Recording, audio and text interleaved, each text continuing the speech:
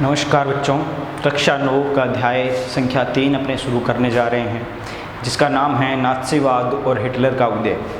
देखिए, जो नाज़ीवाद है उसका उदय किस प्रकार से होता है, या फिर जो हिटलर है वो किस प्रकार से जर्मनी जैसे देश को, जो क्या है समृद्धि की तरफ जाना चाहता था, जो उन्नति प्राप्त करना चाहता था, उस देश को किस प्रकार से एक महागर्त या बहुत बड़े दुख के पहाड़ के नीचे छोड़ के चला जाता है, उस चीज़ों के बारे में अपने पढ़ेंगे। तो देखते हैं सबसे पहले नाज़ीवाद क्या है। देखिए, नाज़ीवाद जो है वह एक शब्द मात्र नहीं है, इसके पीछे एक पूरी कहानी, एक पूरे जो सिस्टम है, तंत्र है एक, वो विश्वस्त है। देखिए क्या होता है, जर्मनी को दुनिया का सबसे ताकतवर देश बनाने को क्या है, हिटलर जो था वह जर्मनी को दुनिया का सबसे ताकतवर देश बनाना चाहता था, और साथ ही साथ क्या है, वह पूरे के पूरे यूरोप को जीतना चाहता था, यूरोप को जीतना चाहता था।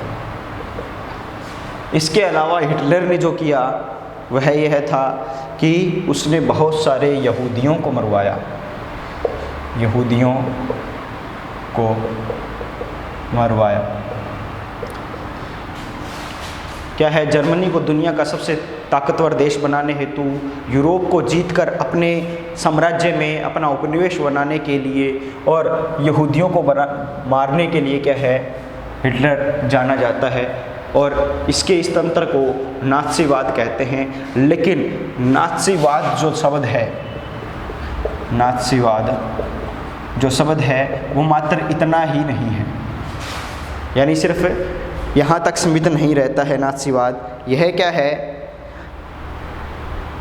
यह दुनिया और राजनीति के बारे में एक संपूर्ण व्यवस्था, विचारों की एक पूरी संरचना का नाम है।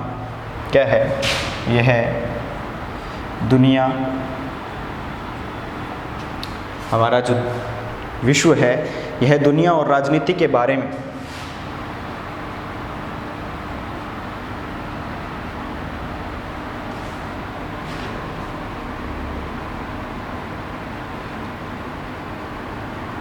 एक संपूर्ण व्यवस्था है। ठीक है, जैसा कि मैंने बताया था, एक पूरा तंत्र है, एक संपूर्ण व्यवस्था है, और विचारों की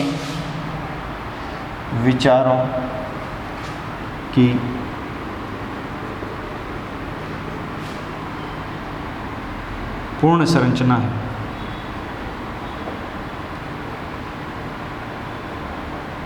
कहने का से ये है कि नाज़ीवाद जो है वो एक मन में आया हुआ विचार या एक मन की प्रवृत्ति या एक धारणा ही मात्र नहीं है। यह सिर्फ दुनिया पर अपना कब्जा करने के लिए, जर्मनी को सबसे पावरफुल या उग्रवाद राष्ट्रवादिता की जो सोच है इसको दुनिया पर थोपने के लिए, या फिर यहूदियों को मारने के लिए बिना किसी वजह के, यही मात्र क्या है, नाज़ीवाद नहीं हो सकता है।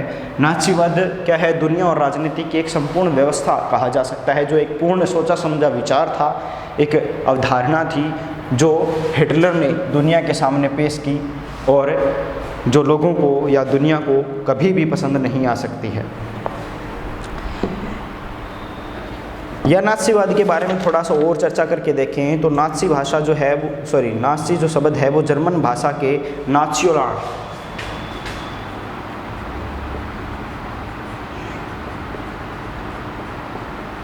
नात्सियोनाल शब्द से बना है। ठीक है, यह है नाज़ी शब्द, इससे निकला, जो जर्मन भाषा का है।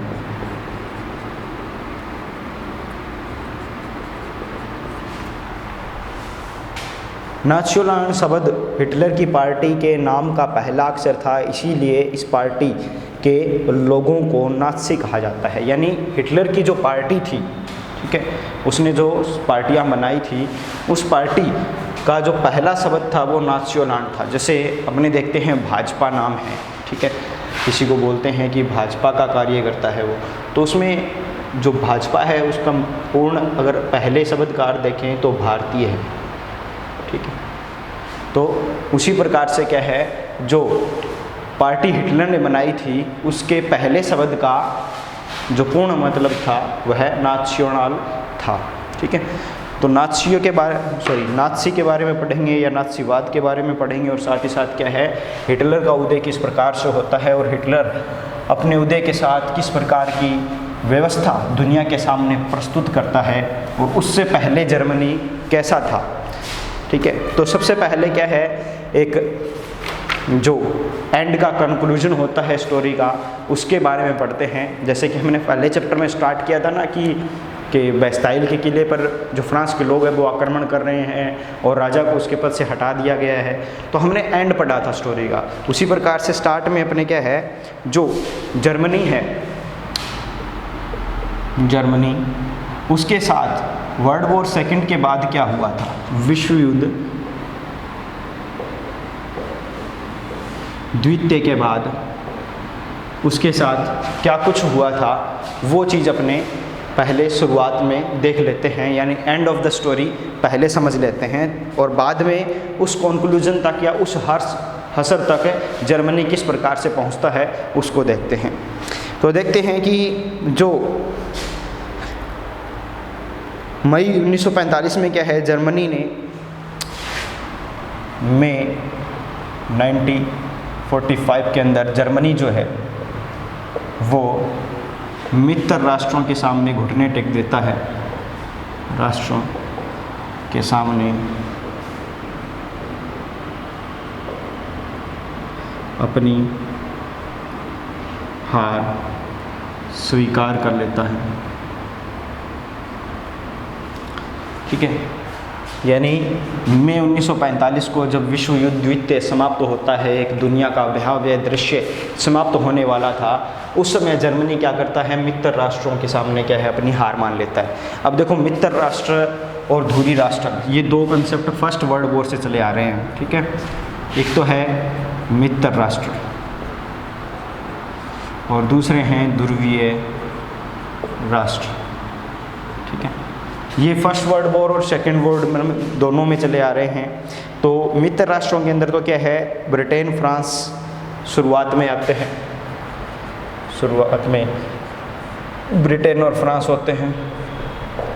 उसके बाद उनके साथ फर्स्ट वर्ल्ड वॉर के एंड के टाइम इटली मिल जाता है, अमेरिका मिल जाता है और सेकेंड वर्ल्ड वॉर के टाइम उनसे रूस भी मिल जाता है। यानी मित्र राष्ट्रों में क्या है, 5 मुख्य राष्ट्र जो आज भी क्या है विश्व की एक ताकतवर या ताकत मानी जाती है, ब्रिटेन, फ्रांस, इटली, अमेरिका और रूस, वो 5 देश क्या है उस समय मित्र राष्ट्र का जो ग्रुप था उसके अंदर थे। इसके अलावा इनके जो सामने थे वो जर्मनी, इटली पहले था लेकिन बाद में क्या है इधर चला जाता है ये। ठीक है, शुरुआत में इटली धुरी राष्ट्रीयों के सामने था और इसके अलावा जापान, ऑस्ट्रिया आदि देश इनके साथ थे। ठीक है, यह प्रथम विश्व युद्ध में और द्वितीय विश्व युद्ध में लगभग सेम रहते हैं, बस क्या कर होता है, इटली इधर चला जाता है प्रथम विश्व युद्ध के बाद। ठीक है, और जो द्वितीय विश्व युद्ध की स्थिति थी उसमें क्या है, जो इटली है वो पुनः ध्रुवीय राष्ट्रों की तरफ आ जाता है। ठीक है, तो एक बार के लिए अपने द्वितीय विश्व युद्ध के बारे में पढ़ रहे हैं। ठीक है, तो इटली को इधर ही रख लेते हैं। ठीक है, तो ये 4 राष्ट्र जो थे वो आपस में मिले हुए थे। ठीक है, एक बात और बता देता हूँ मैं, रूस कह लीजिए या पिछले चैप्टर में हमने पढ़ा था सोवियत संघ। ठीक है, ये अमेरिका और रूस जो है वो वर्ल्ड वॉर सेकंड में 1941 के अंदर एंट्री करते हैं। ठीक है, वो भी क्या है इनके साथ है मिल जाते हैं। तो अब क्या होता है, अपने एंड पढ़ रहे थे स्टोरी का, तो मित्र राष्ट्रों के सामने 1945 को मई के महीने में जर्मनी जो है वो घुटने टेक देता है, हार मान लेता है। जो हिटलर जो था, हिटलर जो जर्मनी का नेतृत्व कर रहा था, उसने सोचा नहीं था कि उनकी हार जो होगी वो इतनी बुरी होगी, या जो लड़ाई वह शुरू करने जा रहा है उतना उसका जो रिजल्ट होगा, परिणाम होगा, वह इतना ज़्यादा बुरा हो सकता है। हिटलर और उसके, इसीलिए क्या है, हिटलर जो था और उसका जो प्रचार मंत्री गोबल्स, प्रचार मंत्री जो था उसका बिल्कुल निकटतम था, बेस्ट फ्रेंड कह सकते हैं आप, गोबल्स।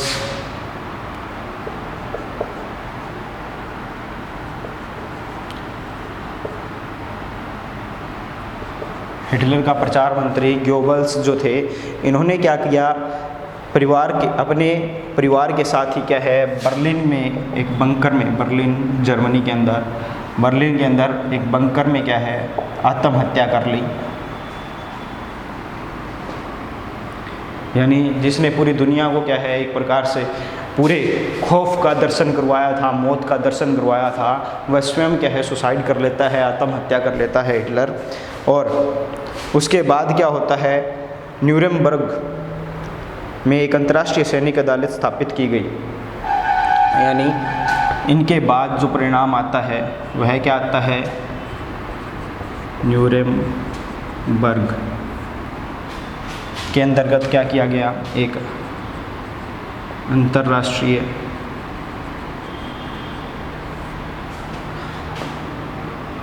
सैनिक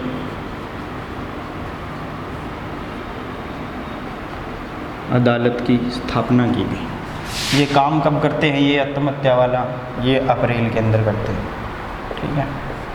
और मई में पूरा जर्मनी क्या है, हार मान लेता है। उसके बाद क्या होता है, अंतर्राष्ट्रीय सैनिक अदालत की स्थापना की जाती है। इस अदालत को शांति के विरुद्ध किए गए अपराधों, मानवता के खिलाफ किए गए अपराधों और युद्ध अपराधों के लिए नाज़ी युद्धबंदियों पर मुकदमा चलाने का अधिकार दिया जाता है। यानी अब ये क्या है, पूरे जो नाज़ी लोग थे, नाज़ी सेना थी, या जो नाज़ीवाद को समर्थन करते थे, नाज़ीवाद का समर्थन करने वाले थे, उन्होंने जो मानवता के खिलाफ कार्य किए थे, पूरी दुनिया के खिलाफ, उस पूरे पृथ्वी के जो कल्याण के खिलाफ कार्य किए थे, और साथ ही साथ क्या है, युद्ध को इतना भयानक बनाने के जो कार्य किए गए थे, या पूरी दुनिया को युद्ध में शामिल करने का जो कार्य किया गया था, उसके हेतु इस अंतर्राष्ट्रीय सैनिक अदालत को ऐसा जिम्मा सौंपा गया कि वह उनके खिलाफ कार्यवाही करे।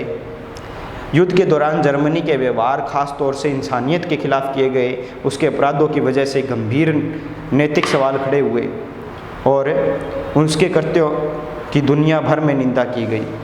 यानी हिटलर ने क्या है, बहुत ही अमानवीय कार्य किए थे।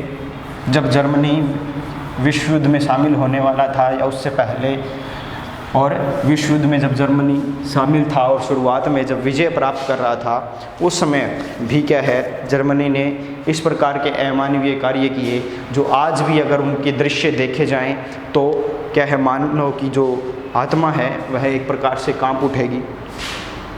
दूसरे विश्व युद्ध में शायद जर्मनी में जनसंहार शुरू कर दिए गए थे, जिसके तहत यूरोप में रहने वाले कुछ खास नस्ल के लोगों को सामूहिक रूप से मारा जाने लगा। यानी खास नस्ल की बात की गई है यहाँ पर।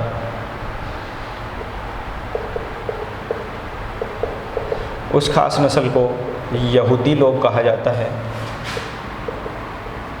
ठीक है। उस खास नस्ल के लोगों को क्या है, मारा गया।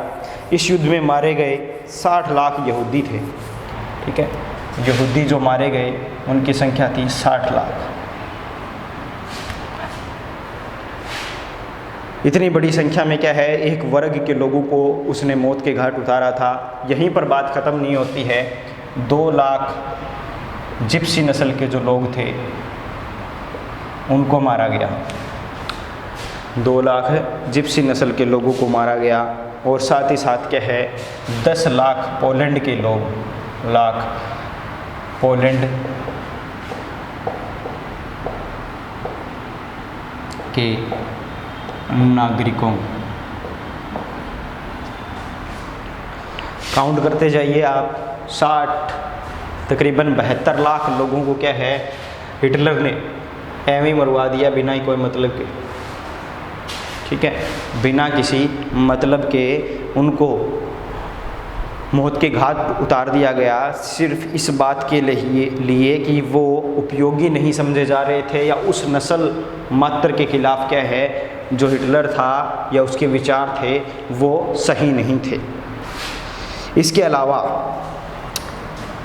हिटलर रुका नहीं था, उसने 70,000 लोग जो जर्मन नस्ल के थे, जर्मनी थे या जर्मन में रहने वाले थे, उनको मारा था, क्योंकि या तो वो शारीरिक रूप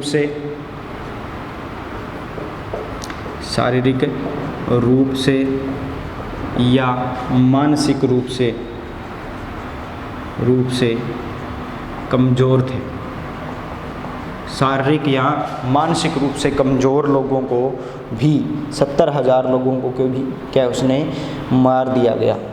इसके अलावा न जाने कितने ही राजनीतिक विरोधियों को भी उसने मौत के घाट उतार दिया। कत्ल खाने बनाए गए जहाँ पर यानी स्पेशल तौर पर क्या है कत्ल खाने बनवाए गए जहाँ पर क्या है जहरीली गैस का इस्तेमाल किया जाता था, गैस का इस्तेमाल किया जाता था लोगों को मारने के लिए। इन कत्ल खानों को कहा जाता है ऑस्विट्स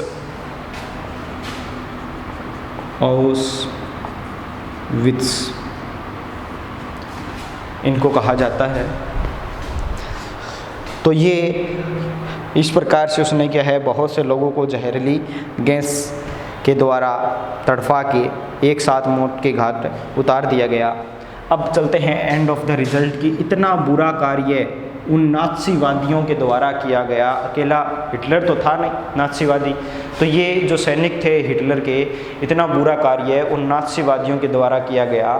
तो उनमें से सज़ा उनको किस प्रकार से मिलती है? तो सज़ा देने का कार्य किसका था? न्यूरेमबर्ग की अदालत का। न्यूरेमबर्ग अदालत जो थी उसने मात्र 11 लोगों को मौत की सज़ा सुनाई, लोगों को मौत की सज़ा, और अधिकांश को उम्र कैद और बाकियों को कुछ वर्ष की सज़ा। अब आप सोच रहे होंगे कि जिन लोगों ने इतनी ज़्यादा बड़ी संख्या में लोगों को मारा था बिना किसी वजह के, बिना किसी कारण के, उन लोगों में से सिर्फ 11 को ही मौत की सज़ा और बाकियों को इतनी कम सज़ा, यह सज़ा या यह जो न्याय किया गया था न्यूरेमबर्ग की अदालत के द्वारा क्या है बराबर नहीं लग रहा है। इतने लोगों की मौत की वजह के कारण बने हुए लोगों को सिर्फ क्या है इतना आसान दंड देकर छोड़ देना सही नहीं माना जा सकता। लेकिन इसके पीछे भी रीज़न है। इसके पीछे रीज़न जो रहता है वह प्रथम विश्व युद्ध के परिणाम रहते हैं।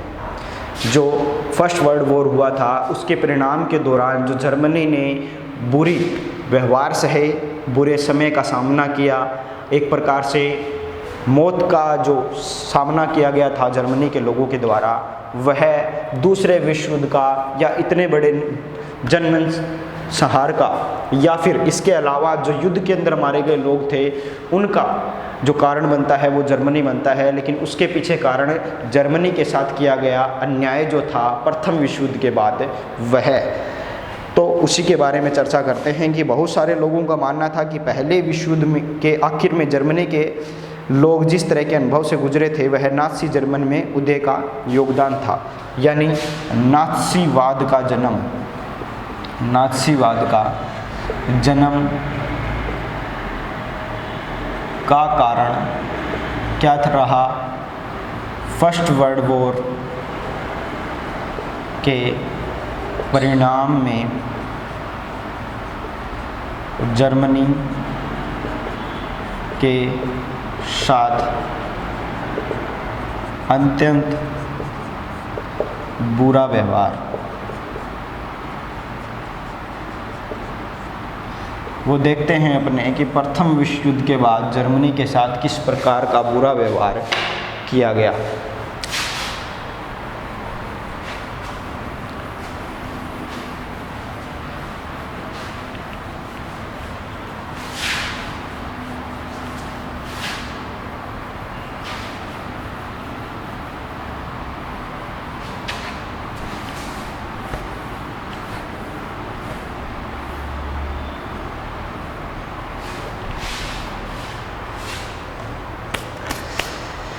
तो हमारा जो फर्स्ट जो टॉपिक चलेगा इस चैप्टर का वह है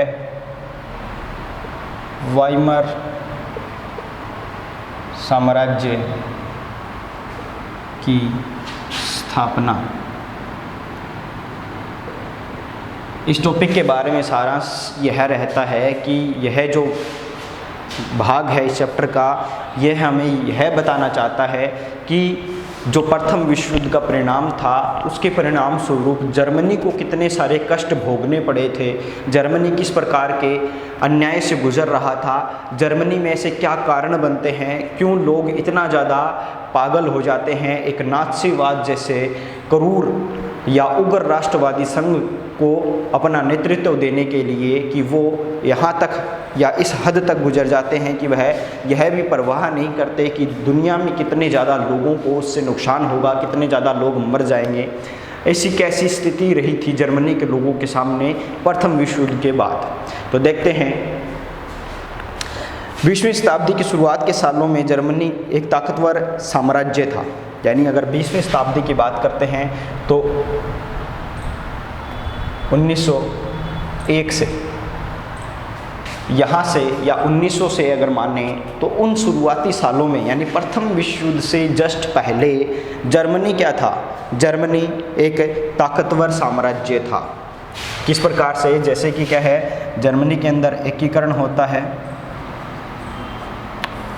और जर्मनी क्या है लगातार इस प्रकार के चीज़ों को छूता जा रहा था जो क्या है एक अच्छे राष्ट्र के निर्माण हेतु आवश्यक थे।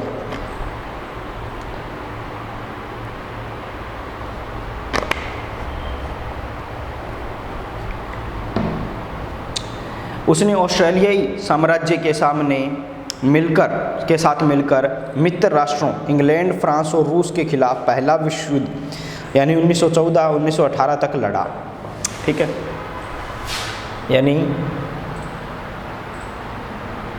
जर्मनी क्या करता है शुरुआत में 1901 से वह क्या है ताकतवर राष्ट्र था, इसीलिए 1914 से 1918 तक क्या चलता है हमारा प्रथम विश्व युद्ध चलता है।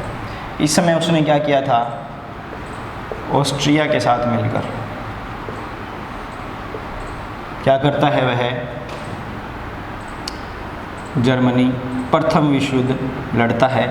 किसके खिलाफ, मित्र राष्ट्रों के खिलाफ। मित्र राष्ट्र यानी इंग्लैंड, फ्रांस और इटली प्लस रूस, इनके खिलाफ क्या है प्रथम विश्व युद्ध लड़ा जाता है जर्मनी के द्वारा। और इटली की स्थिति मैंने बताया था शुरुआत में वो इनकी तरफ था, बाद में वो इनकी तरफ चला जाता है, तो एक बार के लिए इनको 3 ही रखते हैं। ठीक है, मित्र राष्ट्रों के खिलाफ।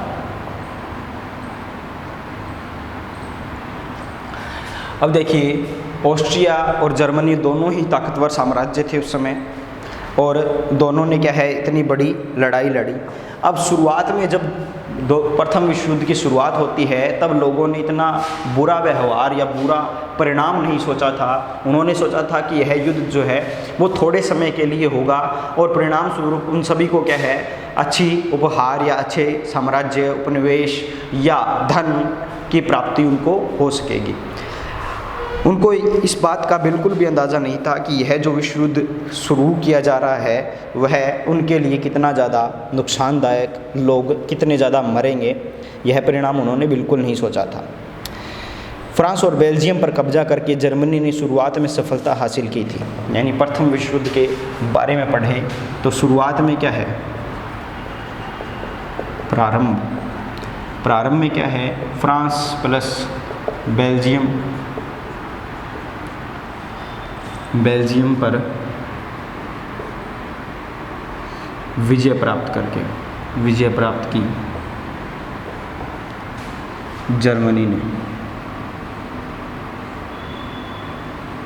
ठीक है, अब उसके बाद 1917 में जब अमेरिका भी मित्र राष्ट्रों में शामिल हो गया तो इस खेमे की ताकत काफ़ी बढ़ गई और आखिरकार नवंबर 1918 में उन्होंने केंद्रीय शक्तियों को हराने के बाद जर्मनी को भी घुटने टेकने पर मजबूर कर दिया। यानी अब क्या होता है, 1918 में अमेरिका मित्र राष्ट्र के साथ मिल जाता है और अंत में क्या होता है, जर्मनी व केंद्रीय गुट या संघ, यह संगठन जो है, केंद्रीय संगठन में इटली, जर्मनी, ऑस्ट्रिया वगैरह राष्ट्र थे, ठीक है, वह कि हार हो जाती है। यह सीक्वेंस रहता है प्रथम विश्व युद्ध का, जिसमें क्या है, शुरुआत होती है ऑस्ट्रिया के द्वारा और उसकी सहायता करता है जर्मनी, जो क्या है केंद्रीय शक्तियों के भाग थे या ध्रुवीय शक्तियों के भाग कह सकते हैं, जो मित्र राष्ट्रों के खिलाफ लड़ते हैं, ऑस्ट्रिया, इंग्लैंड, फ्रांस और रूस के खिलाफ। बाद में क्या होता है, जब शुरुआत के साल थे युद्ध के, उस समय फ्रांस और बेल्जियम पर जर्मनी विजय प्राप्त कर लेता है, बहुत ही ताकत दिखाता है अपनी। लेकिन 1918 में क्या है, अमेरिका भी मित्र राष्ट्रों के साथ मिल जाता है और अमेरिका के मित्र राष्ट्रों के साथ मिल जाने के कारण क्या है, उनकी जो पावर थी, ताकत थी, वो बहुत ज़्यादा बढ़ जाती है। तो जर्मनी व केंद्रीय शक्तियों की क्या है, हार हो जाती है और परिणाम स्वरूप अब क्या है, जो हार जाना जो है वो केंद्रीय शक्तियों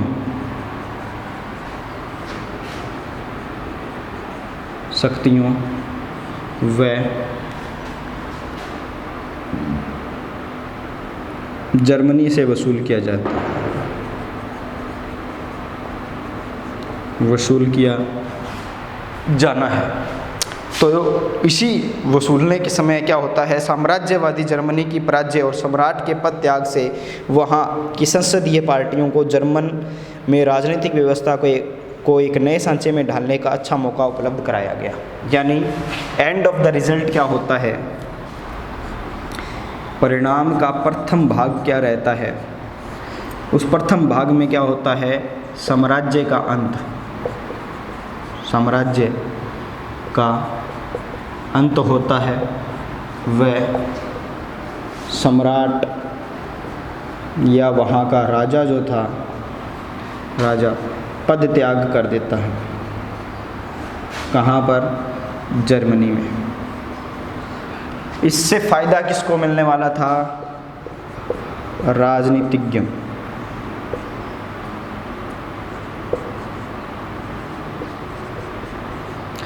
को।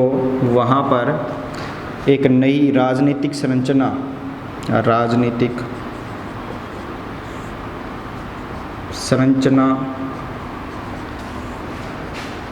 का ढांचा बनाना या एक प्रकार से नई राजनीतिक संरचना का निर्माण करने का अवसर उनको प्राप्त होता है। उसी अवसर के परिणाम स्वरूप इस वाइमर साम्राज्य की स्थापना की जाती है, जिसको क्या है, जर्मनी के लोग स्वयं पसंद नहीं करते हैं।